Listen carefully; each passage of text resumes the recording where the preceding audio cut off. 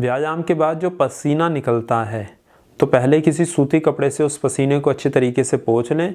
उसके थोड़ी देर के बाद 10-15 मिनट के बाद शीतल सामान्य जल से स्नान कर लें। जिन लोगों का शरीर दुर्बल है, निर्बल है, उन्हें पहले स्नान करना चाहिए, बाद में व्यायाम करना चाहिए। और व्यायाम के बाद जो पसीना निकला है उसे केवल एक कपड़े से, तौलिए से पोंछ लेना चाहिए। व्यायाम के बाद स्नान नहीं करना चाहिए।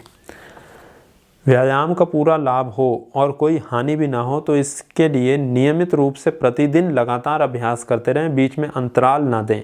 यदि एक ही व्यायाम से आपका मन भर जाए या ऊब जाए तो व्यायाम बदल बदल कर लें। एक दिन आसन कर लें, एक दिन टहल लें, एक दिन बागवानी कर लें, एक दिन तैराकी कर लें।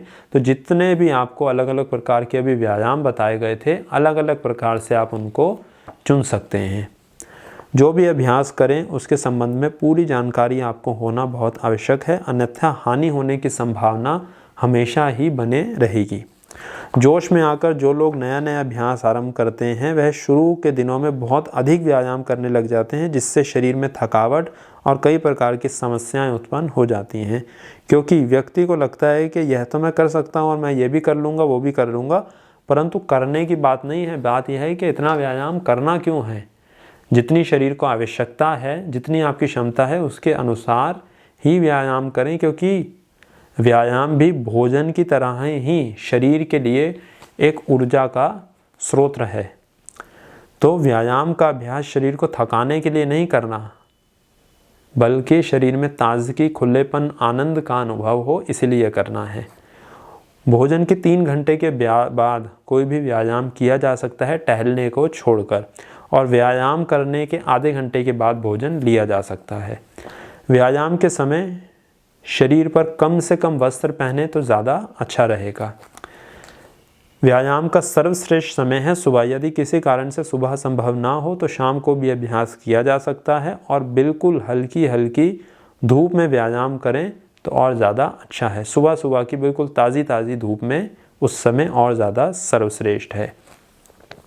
व्यायाम किसी काम की तरह या जिम्मेवारी बनाकर नहीं करें, अन्यथा यह ज़बरदस्ती खुद पर थोपी गई, बोझ डाली गई एक क्रिया के रूप में हो जाएगा।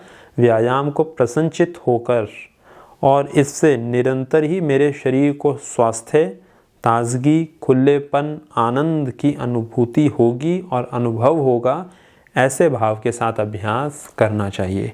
व्यायाम के बाद आराम करना बहुत ज़रूरी है। तो व्यायाम, कोई भी व्यायाम करें उसके बाद लगभग 10 मिनट तक शव आसन का अभ्यास कर सकते हैं। यह शिथिलीकरण की सबसे अच्छी प्रक्रिया है। व्यायाम के बाद मालिश करना आवश्यक है। यदि व्यायाम करने के बाद आप मालिश करते हैं तो इससे शरीर की मांसपेशियां अधिक बलवान बन जाती हैं और शरीर को बहुत ज़्यादा स्वास्थ्य प्रदान प्राप्त होता है। 4 प्रकार की मालिशों की चर्चा की गई है, उसकी वीडियोस इसी चैनल पर प्रकाशित कर दी गई थी। उसका लिंक डिस्क्रिप्शन बॉक्स में दे दिया जाएगा, आप वहां से वीडियोस को देख सकते हैं। अब चर्चा करते हैं किसको कौन सा व्यायाम करना चाहिए। जो भी व्यायाम आप आरंभ करें, सबसे पहले यह जान लें कि वह आपके अनुकूल हो। जो भी अभ्यास आपके अनुकूल है वही आपके लिए सर्वश्रेष्ठ है, परंतु अभ्यासों का चयन करते समय अपनी आयु, क्षमता, आवश्यकता और कार्यशैली को स्मरण रखना चाहिए, क्योंकि सभी अभ्यास सभी के लिए अनुकूल नहीं होते हैं।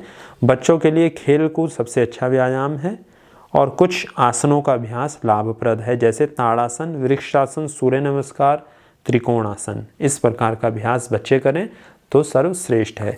बुजुर्गों के लिए टहलना या सैर करना सर्वश्रेष्ठ है। किशोर अवस्था के लोगों के लिए, जवानों के लिए सभी प्रकार का अभ्यास वो कर सकते हैं। विशेष रूप से दंड बैठक का अभ्यास करें तो उन्हें अधिक लाभ प्राप्त होगा। इसके अलावा तैराकी भी की जा सकती है।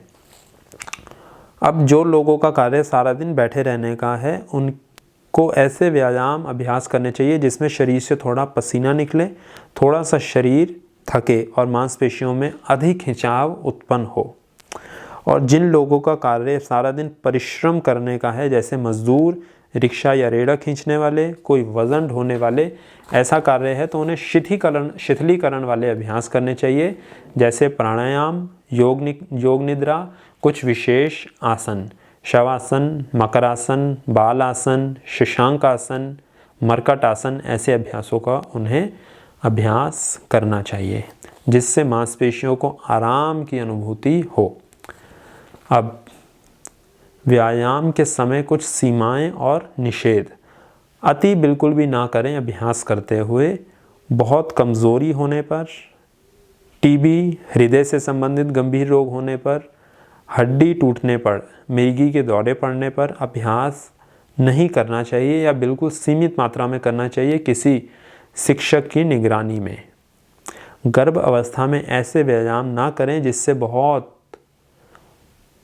कूद हो, जिसमें बहुत उछल कूद आपको करनी हो और पेट के ऊपर धक्का लगे या पेट के ऊपर अधिक दबाव उत्पन्न हो।